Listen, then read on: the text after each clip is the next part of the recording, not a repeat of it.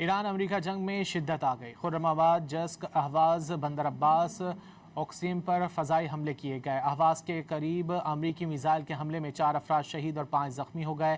ایران کی وزارت صحت نے دعویٰ کیا ہے کہ حالیہ امریکی فوجی حملوں میں ملک بھر میں کم از کم 55 افراد شہید اور 645 زخمی ہوئے۔ ایران نے بحرین میں امریکی ٹیکنالوجی کمپنی امازون کے ایک ڈیٹا سینٹر کو دوبارہ ٹارگٹ کرنے کا دعویٰ کیا۔ بحرین کے شیخ عیسیٰ ایئر بیس پر ایندھن اور اسلحے کے ذخائر پر ڈرون حملے کیے گئے۔ ایران امریکہ جنگ میں شدت آ گئی۔ خرم آباد، جسک، اہواز، بندر عباس، اقسیم پر فضائی حملے کیے گئے۔ اہواز کے قریب امریکی میزائل کے حملے میں 4 افراد شہید اور 5 زخمی ہو گئے۔